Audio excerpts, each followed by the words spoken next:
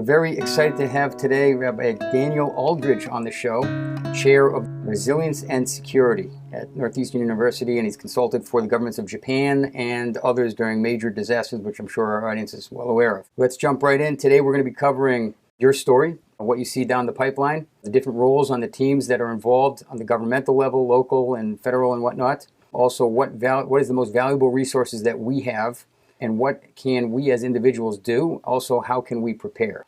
So without further ado, maybe tell us a little bit about your background and some of the projects you've been involved with. Sure. So until 2005, this wasn't my field at all. In 2005, my family and I moved to New Orleans, Louisiana. We had 6 really good weeks there. And then Hurricane Katrina came, destroyed our home, our car, everything that we owned. And in the process of recovering, I noticed it wasn't that the government or private insurance were the main movers getting us back on our feet. It was really the people that we knew, friends of friends, synagogues, old connections we hadn't seen in years. Those people that we didn't know well and those that we did, they really helped us rebuild our home, get our stuff back together, get our kids back in school, find me a new job. So that process of recovery for me was really about networks. And since 2005, my work has been really about studying the networks, the role of people in these kind of shocks. We often think about disasters as a government role, right? Is it FEMA that's involved, for example? Or maybe we think about, do I have insurance? But really, for my own experiences and what I've studied around the world, it's about us, people on the ground that make the difference there. So since 2005, I've been in about, 11 different countries doing work on 4 different continents, mostly in Asia, but also in Africa, North America, some in Europe, and Israel. And oftentimes I'll be called in for an NGO or local government who's either gone through a shock or is facing one pretty soon, and they want to know what can they do differently. Oftentimes governments get in a certain pattern of getting ready for shocks. So do we, right? When we think about things, we ignore them until it's too late. So part of my job is to go in there and give advice about how people can think through what's coming. You're always in the heart of the eye of the storm, as they say, huh? More like in the storm, yeah. If something's bad's going on, my wife would say, I'm there. Usually it's my fault that she's using. Goodness. What inspired this research for you, personally? Yeah, I think it was really seeing, first of all, how New Orleans came back so slowly, right? Oftentimes we think about disaster recovery as building back my home and everything is fine. Or I'll get my apartment back in order, or I'll get my things back in there. It took New Orleans over a decade really to get things restarted well. Wow. And oftentimes that's not really unusual to find that population recovery, business recovery take up to 10 years, if not longer, after a major shock, like a huge hurricane, a tsunami, a volcano, those kind of stuff. What we're going to see with new COVID-19 disaster going on right now is also that both the process of going through it and the recovery will take longer than we think. I think most of us imagine it'll be a week or two, my kids will be home, everything will be fine. Probably not. That's not normally how it works. The rebound from a shock like this, it's so widespread, so many things are going on, so many interdependencies are happening, it'll probably be months to a year before things are back to normal again. A month to a year? Probably closer to 5 to 7 months, I would say, the earliest, maybe a year. This one is a little different, right? Here, the impact is more in the healthcare system, sure, with ripple effects also in tourism, small businesses, and then a little bit in the social side. So we can talk about that more, but it'll be a slow recovery. What are the different aspects of the impact of social crisis and recovery? We think about disasters oftentimes as, am I okay, right? Am I going to work? Am I getting paid? Is my mortgage okay? Are my kids in school? But usually a disaster like COVID-19 or a tsunami or hurricane have at least 3 different areas of impact. One is on the businesses in the area, and the secondary businesses connected to them. So right now, for example, if you're an NBA fan, you know that there's no games happening. So maybe it bothers you, maybe you've got DVDs of old games or whatever, watch them on YouTube. But the reality is, a lot of firms, businesses, are premised on the idea of there being games live in stadiums on a weekly basis. There are concession stands, there are local businesses, there are mom and pop stores doing transported t-shirt sales, food sales, cleanup. There are probably thousands and thousands of people in each stadium whose job are depending on the next baseball game, the next basketball game, the next football game. And canceling them has impacts that are really hard to see, right? Of course, we want the audience to be safe. We want the players to be safe. Don't touch my microphone, JP. But more broadly, right, we don't really think about what about the individuals who are surviving and thriving off those games, for example. Or imagine right now in Cambridge, Massachusetts, 2 universities, Harvard and MIT, told students to go home in a matter of days. Okay, so the students are safe. That's great. Faculty are safe. But think about the hundreds of businesses in Cambridge right now. and real estate that are depending on those students every day, buying quick cup of soups from the nearest convenience store, going in for a bite to eat at a food store nearby, getting ready for summer events, right? Buying clothing and food and everything else. Again, probably hundreds of thousands of dollars a day is being lost just from those small businesses nearby, not to mention the dining halls, for example, Sodexo, the big firms, Marriott, that are really dependent on those contracts. Jobs and the ripple effect economically. That's right, exactly. So now we have to think through, okay, well, does the average small business have enough funds to last 5 to 6 months of basically no customers in some of these areas? Again, a small business in a college town, probably going to be in trouble, pretty big trouble. And then real estate right now, are people going to buy new houses when we don't know what's happening with their own kids and their schools or own jobs? Those impacts might be felt like a year or two later. It might be that if we look back in a year, we see a huge spike in bankruptcies, for example. Right. That's probably not unlikely in this case. And then the third effect, beyond the obvious primary and secondary economic effect, is the healthcare system. America has cobbled together this interesting blend, right? We have Medicare and Medicaid, which we all support. We think people who are elderly should have that. Most of us who have jobs have some kind of insurance. We hope we're supposed to at least. And then we have students. And when you go to the doctor, it depends. Are you older? Are you younger? Private insurance, public insurance? The reality is the healthcare system is not in great shape right now to handle even a 20% surge in incoming patients, plus the need for ICUs, respirators, doctors, and RN. You're not referring physically to the space. No, I'm just talking about the system as a whole. So imagine right now at the average hospital, they've been having flu-like patients for about 3 months now. We know this from data that we've been getting. That spike, which is normally supposed to go down as warmer weather comes in, means some of the staff gets infected. The staff, the RNs, the doctors, they can't come to work. That means now we're pulling in secondary and tertiary staff to work. So what might have had, let's say, 5 nurses per 20 patients, now we have 2 or 3. That means we're going to make more mistakes. People aren't going to get the medicines in time. They're not going to get the care they need all the time. Then, as we recognize what the problem is, that COVID-19 requires isolation, now we have even more doctors and RNs required per patient. So if before we could have 3 doctors per 20 patients, now we might need 7 or 8 doctors per patient. And again, some are sick already, and they didn't know what they had, and they're out. So we have this really interactive ripple effect, where we have more patients who need more care, but the frontline staff that we need to be there are getting sicker and sicker and can't come in. Plus, the machinery that we had, as you did mention, respirators, for example, we have a limited number of them in the country. Unfortunately, right now, doctors in Italy are triaging patients. They've got to decide which patient gets the respirator. That might be who lives or dies, right? Those are intense decisions to make. We didn't really think that this was coming. We've had Ebola and Zika and H1N1. We've had these scares before. But really, this virus, the COVID-19, came out of nowhere, I think, to a lot of us. So the healthcare system is in trouble. The third impact, beyond economics and healthcare, really is the social impact. Mom and pop on the ground. Mom and pop on the ground, but even beyond just those lives that we're talking about now, several things to think about. One, unfortunately, are racist incidents. We know this virus surfaced first in Wuhan, China. And we know, for example, that our people are not shopping as much in Chinatowns, Koreatowns, Asian markets, Asian food stores. Even here in Boston, I've been talking to the mashgicha there have been fewer people going in to shop there. At a kosher restaurant, no connection whatsoever to mainland China, no connection to Wuhan. It's going to be Chinese food, probably. Not really Chinese food. It's Americanized, right, Chinese food. So, that's a problem. Not to mention, obviously, people I've been talking to who look Asian feel like they're being targeted by comments and stares as people go by. We don't want that happening, right? Our society doesn't need that kind of division. Then we have, of course, the broader question is, what if I'm a working parent, a single mom, let's say, and now my kid is home every day for, let's assume, I'd say 3 months is pretty reasonable. Some people put this into the fall of 2020, but I'll stick with just this academic year until June 2020. So that means I'm a working parent. I now have a kid home pretty much every day. If my job is a frontline job, again, I'm the RN at the hospital, or I'm a bus driver, or I'm a garbage person, I've got to go to my job. I can't sit at home and telecommute. So the non-white collar job people now have to figure out, how do they take care of their children? Do you take your kid to the hospital? That's not safe for the kid. Do you take your kid on your job as a frontline person on transportation to take them to the MBATA? I mean, it's going to be a big problem. So now we have the social effects. Do you call grandparents? Do you call friends? A lot of the work that my lab does is figuring out what happens, especially in communities that don't get along, when you have this demand, not on the economic system, not on the healthcare system, but also on the social system. Social connections. Social connections. So, let's say I know my neighbors pretty well. Maybe once a week is okay. Can you watch my kids once a week? But I've got to pay them back somehow. I feel that need to reciprocate. So do I watch their kids on Shabbos morning when they go to shul, let's say? How about play groups or roundtables? How about parents right now who are being asked more or less to take over their kids' education? Or seniors who are about to graduate who don't have a graduation ceremony?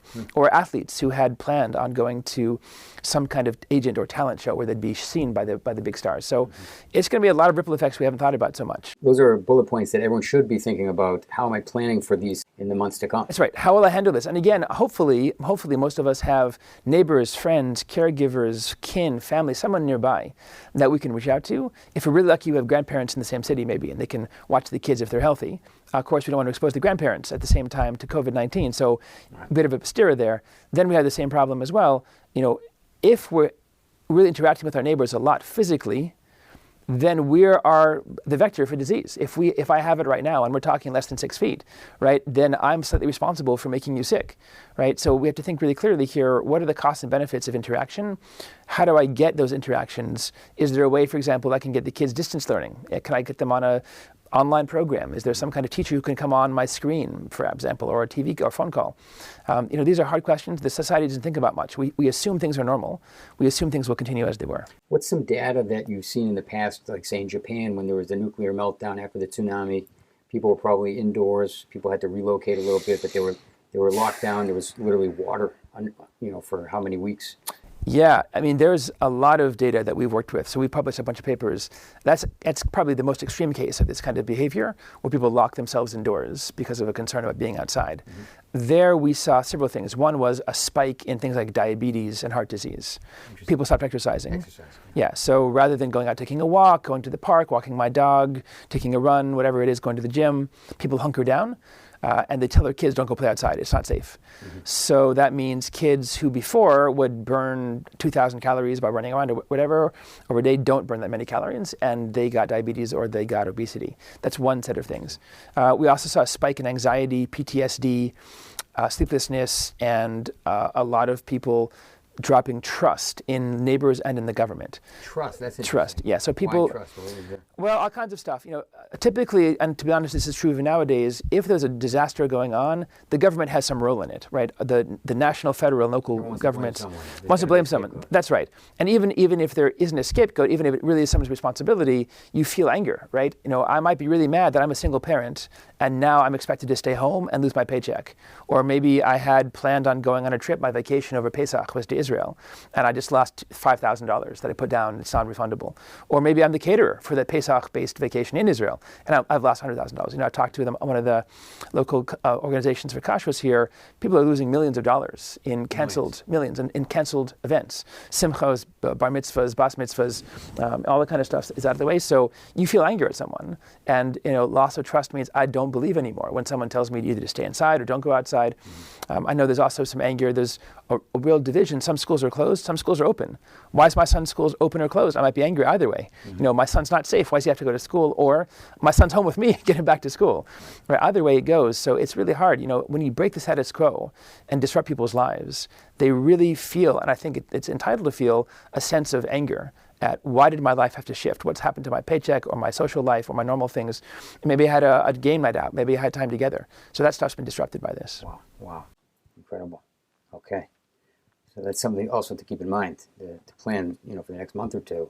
Exercise, figure out ways to get exercise, and try not to be too angry. Yeah, figure out ways to, it could. So we've been trying to help people with that for. I say, we have these great things. We have the Orchos Tzadikim. We have a lot of books in Judaism that really stress being able to control anger as one of the core tenets in being able to handle society as a whole. Right. Interesting. We have a big team here called Humanity, right, and more specifically the United States. Citizenship and the government. What are the different roles that you see? How is it structured? Yeah, right now probably the most visible is the federal government. And I think always a scapegoat, pretty easy to look to blame. Certainly in this case, we were very slow to move at the federal level. We didn't see border controls, we didn't see temperature checks or quarantine checks early in this country like we have seen in Israel, in Singapore and Japan. So at the federal level, there are some questions to be asked. The state level now, Massachusetts, where we live, has declared an emergency, as is Boston. So those levels of government are activated right now. But honestly, I think among the players in humanity, The heroes in this game are going to be us. Honestly, the frontline doctors are important, nurses are important. Probably most of your listeners and readers are not going to get sick, right? They're not going to notice that they're sick.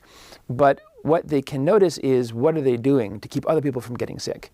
So this idea of physical distancing, right? Not going to bars, not going to restaurants, not going to a large shul for a simcha.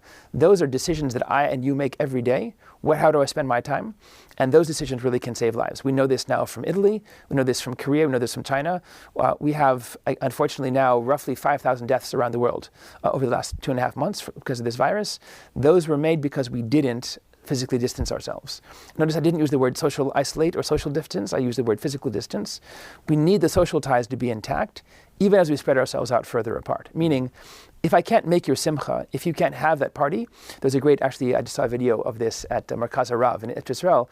The video shows a big simcha, but everyone is in a balcony, separated from each other, and the chassan kala in the center, and there's literally 100 people around, and they're all celebrating together, and the chassan kala feel that, but they're not close enough to transmit the disease. And that's what we need. We need that kind of creativity, where we have the feeling of connectedness, we're together, but not in a way that puts someone in danger. So that's the thing we have to think about. The real heroes in this broader scheme of humanity are going to be us. Going on that, what is the most valuable resource that we have? What would you say? Yeah, it's going to be us and our networks, right? It's the people that we know. Money, yes, it's not going to be money. It's not going to be hoarding toilet paper. It's not going to be hoarding bottled water. I don't even know why people. I mean, honestly, for your listeners, the water system is not going to shut down. You don't need to hoard water.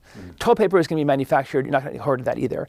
Food is going to be delivered, right? We have Walmart and Costco and all BJ's and everything else. Those are private actors in this field. They're doing fine. They're going to come. We have really good logistics for those firms. What we really need to think about, though, is that guy next door to you who's in his 80s, who maybe doesn't have a regular meal every week, right? Or the person, the single mom down the street who's got to go to work but has got a kid at home.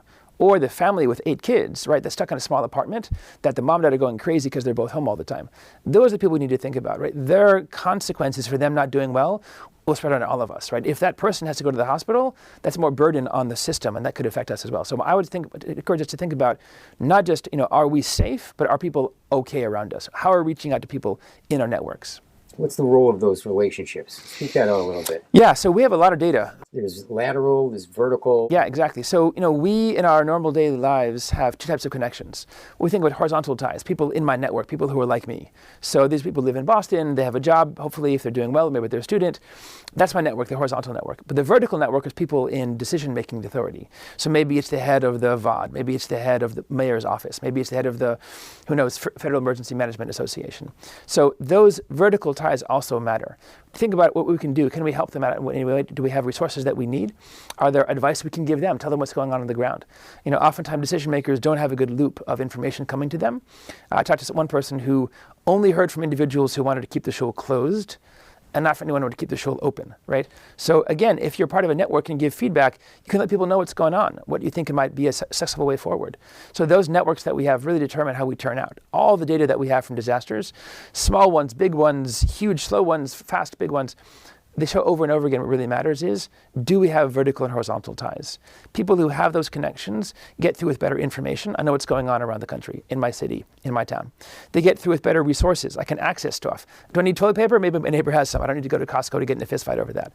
Do I need to borrow food or water, right? Maybe neighbors got some of that as well. So those things we can get. But also, what to do next, right? What's the plan? We form that plan, right? Our participation. Are we helping the rebbes in yeshivas? Are we helping the moras in schools? Are we helping the rebbes in synagogues?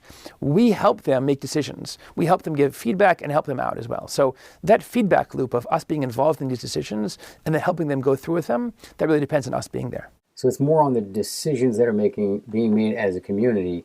It's less on the personal interaction. There are definitely going to be people right now who are feeling anxious, they're feeling upset, they're feeling palpable anger about what's going on. Oftentimes, again, the government's an easy scapegoat, but again, they could be angry at the school right now. Why is the school closing? Why is it, these schools are open, my schools should be closed, or my school is closed, why are these schools open?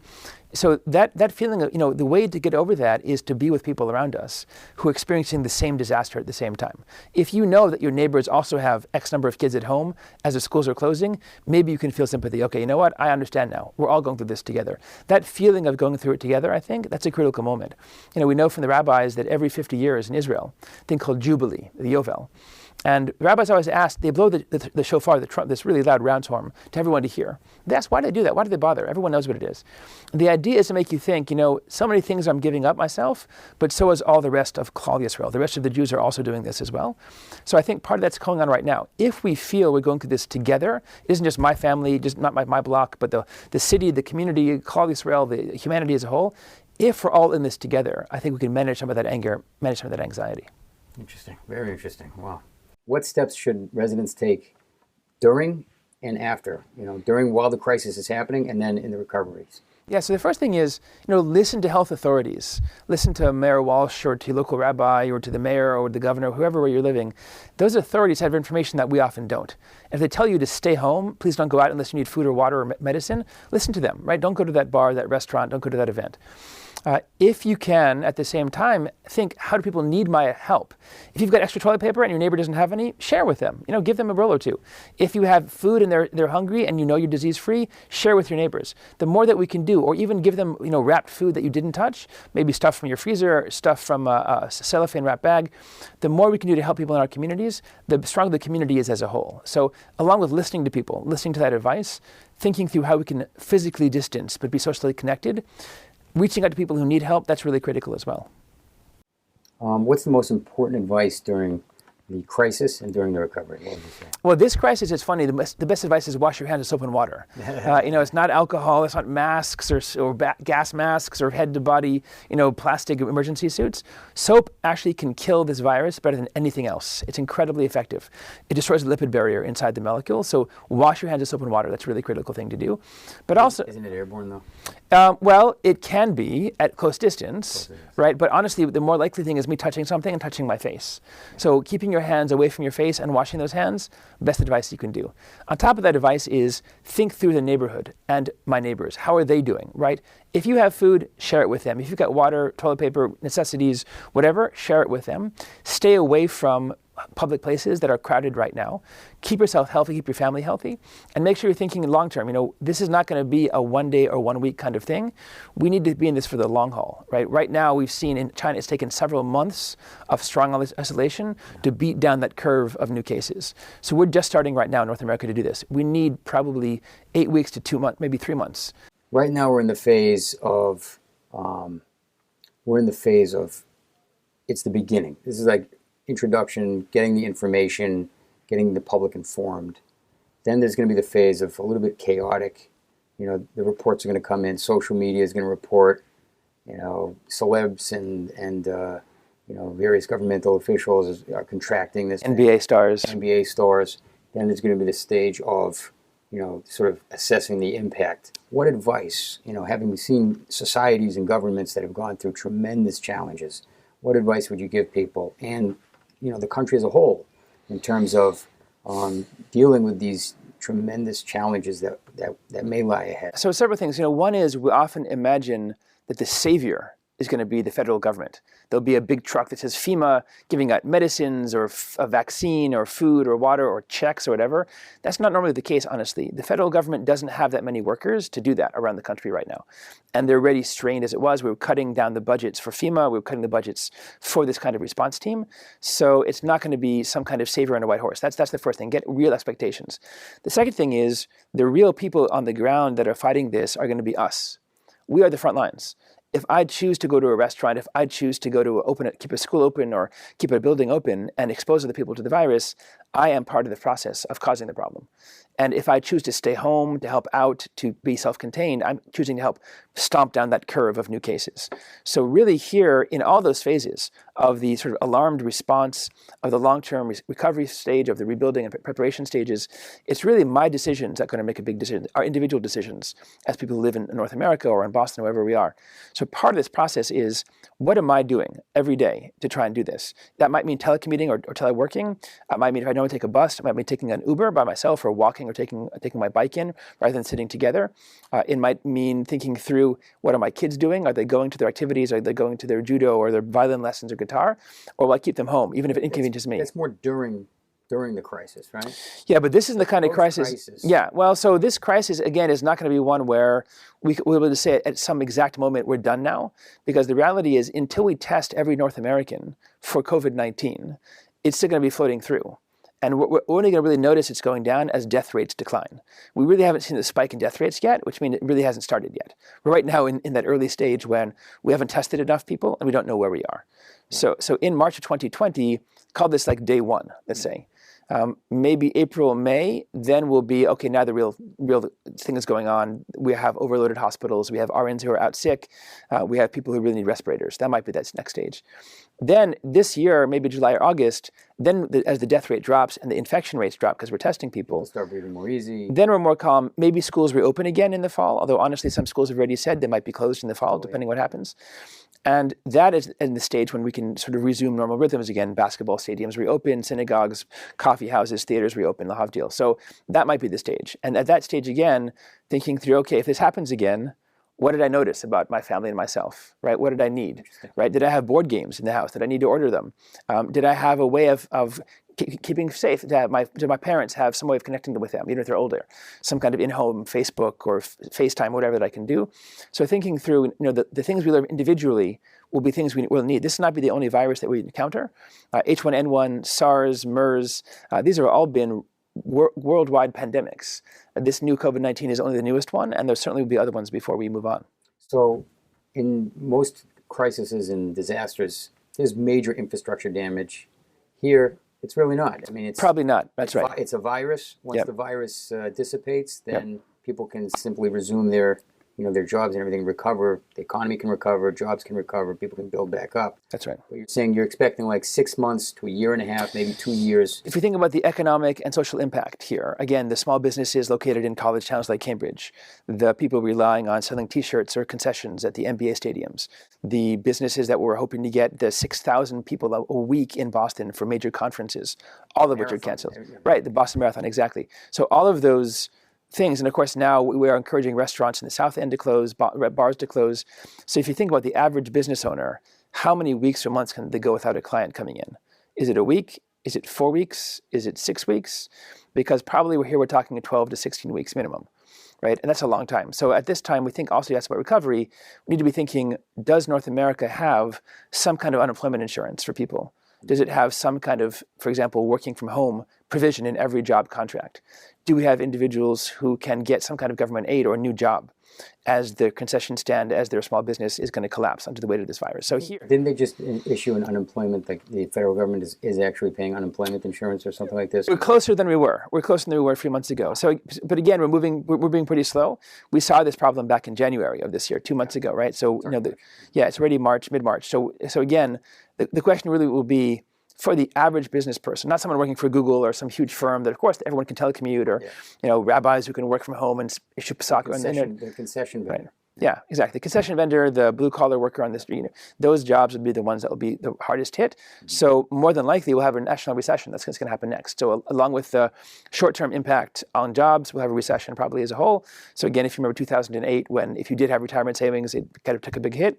Yeah. I think we're going to hit that again. So again, what are we doing as a nation to help the most vulnerable? And this is always the question we'd be asking at every stage is, for the most vulnerable, economically, physically, socially, emotionally, what are we doing as a community? What are we doing as a nation to reach out to those people? Those are the lateral relationships. That's right, exactly. And those are the people who, in every disaster, big or small, are the ones who are most impacted. What you're saying is that's why the most valuable resource for any society is those lateral relationships. That each neighbor should look out for their other, for the other, and see how we can help them.